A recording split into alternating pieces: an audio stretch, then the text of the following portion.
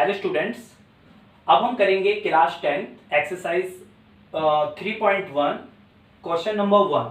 Question 1 है, Aftab tales his daughter 7 years ago I was 7 times as old as you were then, also 3 years from now I shall be 3 times as old as you will be।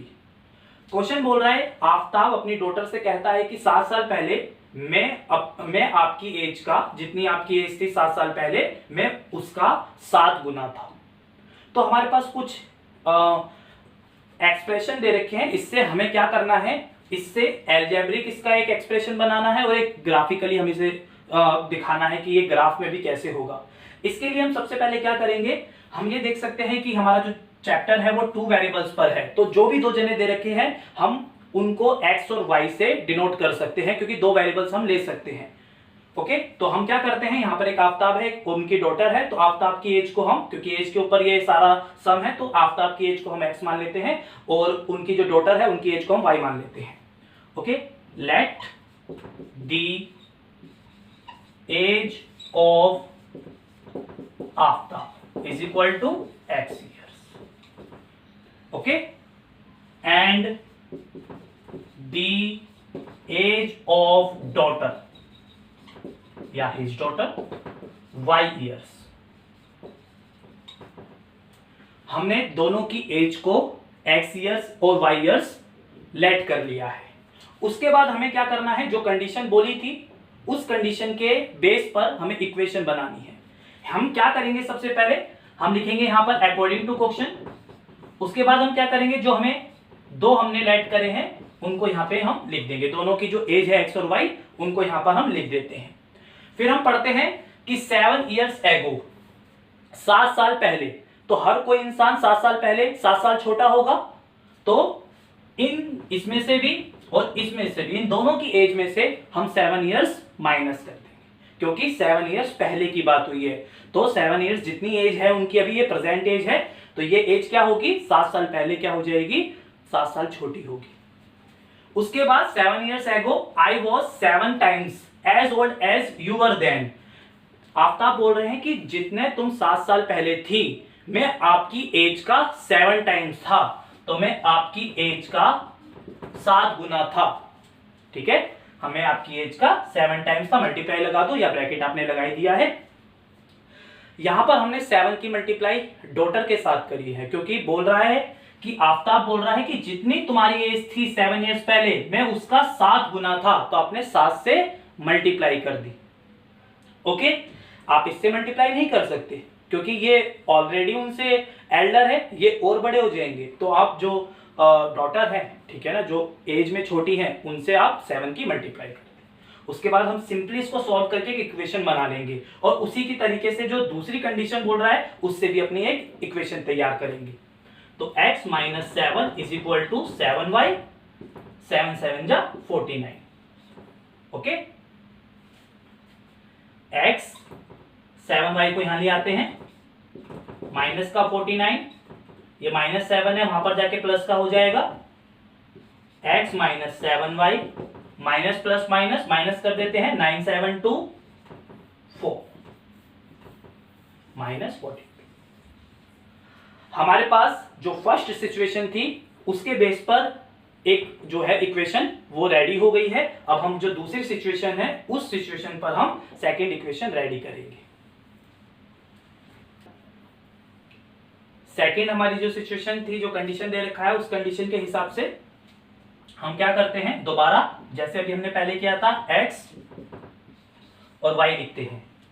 अब वो बोल रहे हैं also 3 years from now, अब से 3 साल बाद अब बाद आया है, तो आफ्टर में हर कोई इंसान 3 साल ज्यादा बड़ा होगा, मतलब उसकी जो एज है उसमें 3 years की इंप्रूवमेंट हो जाएगी, वो बड़ा हो जाएगा, तो यहाँ पर प्लस में आएगा, क्योंकि वो फ्यूचर के लिए जा रहे हैं। ठीक है ना, कह रहे हैं कि 3 साल बाद मैं तुम्हारी एज का 3 टाइम्स हो जाऊंगा, मैं आपकी एज का, अपनी डॉटर से बोल रहे हैं, 3 टाइम्स हो जाऊंगा। पहले 7 टाइम्स था 7 साल पहले, लेकिन ये है 3 साल बाद वो 3 टाइम्स। सिंपली है, बड़ा इजी है सॉल्व करना। अब इसको हम सॉल्व कर लेते हैं। x प्लस 3, 3y, 3 3 जा 9, एक्स, 3y को यहाँ ले आते हैं इक्वेशन बनाने के लिए, प्लस का 3 माइनस का हो जाएगा।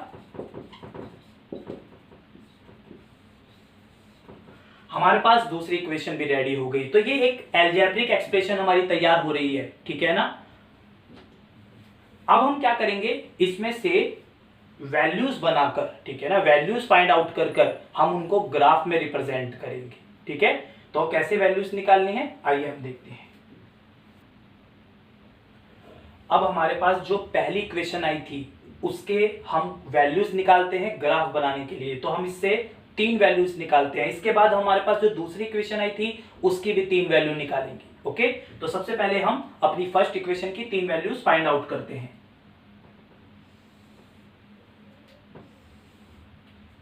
हमारे पास है x minus 7y is equal to minus 42। Okay, हम यहां पर कुछ पुट करते हैं, लेट कर लेते हैं हम x की जगह पर 0 पुट कर लेते हैं। पहले हम कोई भी इंटीजर पुट अप कर सकते हैं, प्लस माइनस 0 कुछ भी।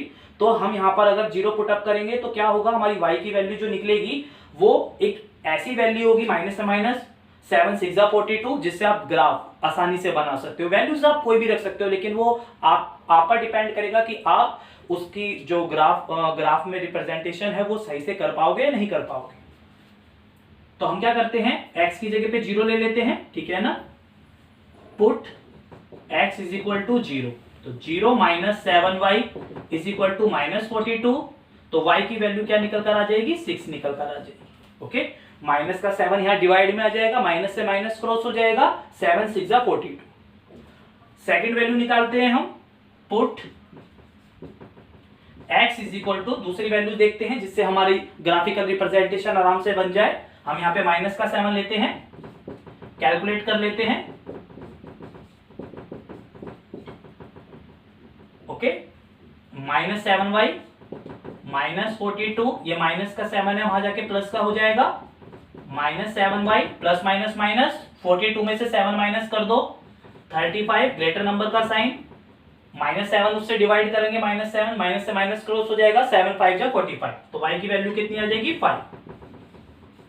थर्ड वैल्यू निकाल लेते हैं हम इसी तरीके से। 2 वैल्यू से भी ग्राफ बन सकता है, लेकिन 3 वैल्यू से और बेटर हो जाएगा, मतलब इजी हो जाएगा आपके लिए ग्राफिकल रिप्रेजेंटेशन करना। तो हम पुट कर लेते हैं, put x is equal to, अब हम 7 पुट अप कर लेते हैं, 7 minus 7y is equal to minus 42, minus 7y is equal to minus 42 minus 7, minus 7y is equal to minus 49, y is equal to 7। हमारे पास 3 value आ गई हैं। हमने सबसे पहले x की जगह पे 0 पुट अप करा तो हमारे पास 6 आया, फिर हमने माइनस 7 पुट अप करा तो 5 आया, फिर 7 पुट अप करा है तो 7 आया। इसी तरीके से हमने अब जो दूसरी इक्वेशन है उसकी वैल्यूज निकालनी है। तो आइए करते हैं। हमारे पास अब सेकेंड इक्वेशन है, उसकी वैल्यूज फाइंड आउट कर लेते हैं। सबसे पहले हम 0 ही पुट अप कर लेते हैं। तो जब हम 0 पुट अप करेंगे x की जगह पर, तो 0 minus 3y is equal to 6, तो y is equal to 6 upon minus 3, तो y is equal to minus. Okay, अब हम दूसरी वैल्यू पुट अप कर लेते हैं, 6 पुट अप कर लेते हैं, x is equal to 6, 6 minus 3y is equal to 6, minus 3y 6 minus 6, minus 3y is equal to 0, y is equal to 0। एक और वैल्यू पुट अप कर लेते हैं जो जिससे हमारी ग्राफिकल रिप्रेजेंटेशन आसानी से बन जाए। तो 3 पुट अप कर लेते हैं, x is equal to 3। Okay, 3 minus 3y is equal to 6, minus 3y is equal to 6 minus 3, minus 3y is equal to 3, y is equal to minus. तो -2 0 -1 वैल्यू आई 0 6 और 3 x की वैल्यू पुट अप करने पर। Okay, अब हम क्या करेंगे, हम इनका ग्राफिकली रिप्रेजेंटेशन करेंगे। उससे पहले आप देख सकते हैं कि हमने वैल्यूज बड़ी इजीली तरीके से निकाल ली है। अब हम जैसे फर्स्ट इक्वेशन की जो वैल्यूज आई थी xy की और जो सेकंड इक्वेशन की वैल्यू आई xy की, इनकी हेल्प से हम ग्राफिकली रिप्रेजेंटेशन करते हैं। आइए, हमारे पास अब ये जो वैल्यूज आई थी फर्स्ट इक्वेशन सेकंड इक्वेशन की, उससे ये ग्राफ रेडी हुआ है। आपने भी ग्राफ 9th क्लास में रेडी किए होंगे उसके ही बेस पर।